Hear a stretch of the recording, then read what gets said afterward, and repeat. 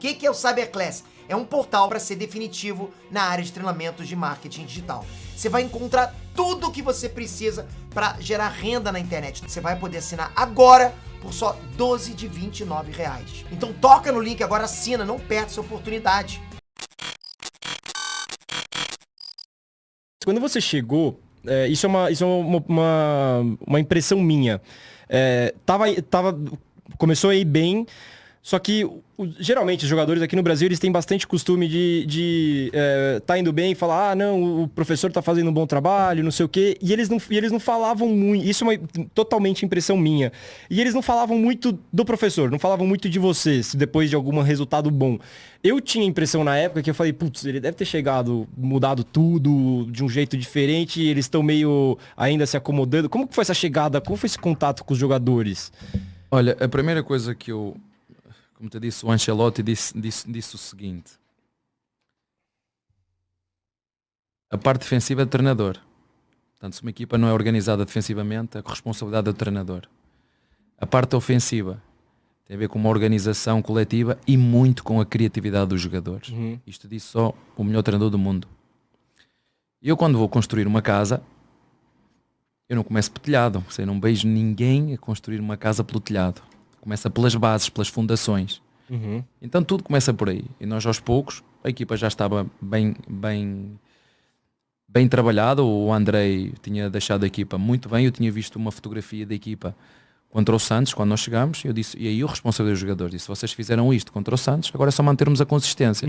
Que é um dos grandes problemas dos pilotos, e sabes que gosto também, é a consistência. Não adianta fazer só uma prova boa ou duas se depois não mantém a consistência. Não adianta nada. Aí tu podes me explicar melhor que eu. O piloto que eu trabalhei, o Devlin, o canadense, ele no primeiro ano de Fórmula 4 dele, ele foi o piloto que mais ganhou corrida, e ele terminou em terceiro no campeonato. O cara que venceu o campeonato, não ganhou uma corrida. Pronto. Eu gosto muito de comparar com os outros desportos e estar a ver o basquete. Porque tem a ver com consistência. As pessoas que não entenderem que no desporto, ou neste caso no futebol, tens que ser competitivo. Primeira base de tudo, competitivo. Mas a minha equipa tecnicamente é espetacular. Ok? É isso que estavas a dizer desse piloto. Tem que ser competitivo. Depois tem que ser consistente. Tem que ser consistente. Tem que manter de forma consistente. Que isso é que é a diferença. O que faz a diferença dos campeões para os outros é que são consistentes. É 1.34. Tá, 1.34, mas é em 53 voltas. É de consistente. E uma equipa onde tu vês a qualidade da tua equipa na consistência.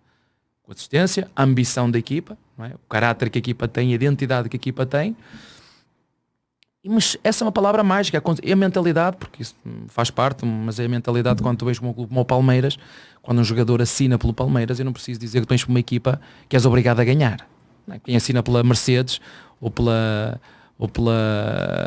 Red Bull sabe que vai para ganhar. Se não ganhar, sai fora. É assim que funciona.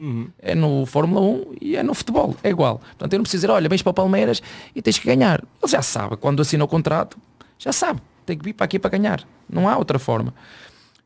Mas eu estava-te a falar perdi-me aqui um bocadinho agora. Estava-me a falar... Bem, não interessa. Da consistência, da... Já sei. Boa.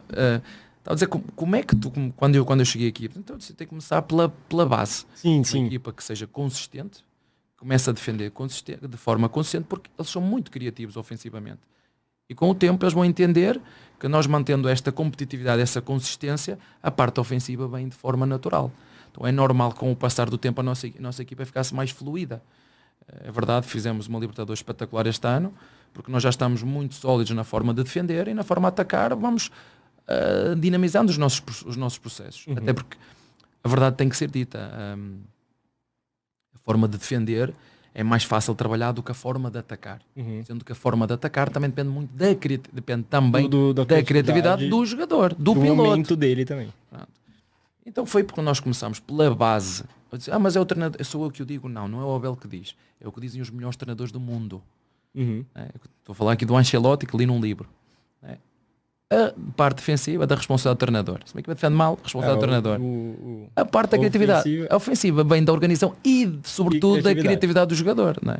Aquele gol do Rony de bicicleta, que interferência que eu tenho? Zero.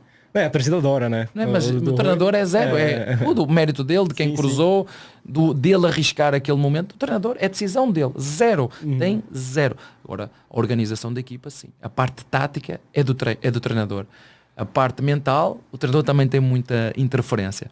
Na qualidade técnica, isso tem a ver com a qualidade que o jogador já tem, o talento que ele já tem. Quando ele junta, eu costumo dizer que o que separa o talento do sucesso é o trabalho duro. É o que separa uma coisa, né? O que separa não adianta, é o trabalho duro. Não adianta você ter só o talento. Portanto, e não foi por aí adianta. que nós começamos, pelas bases, e aprendi o significado da palavra competitivo. Toda a gente me falava, eu sou treinador de equipa sénior há 5 anos. Mas muita gente falava, temos que ser competitivos. E foi aqui os jogadores, no meu primeiro ano, que me ensinaram o significado da palavra de ser competitivo na Libertadores. Foi aí que eu percebi especificamente o que quer dizer ser competitivo. E foi uma coisa que ou das primeiras coisas que eu aprendi aqui com os jogadores.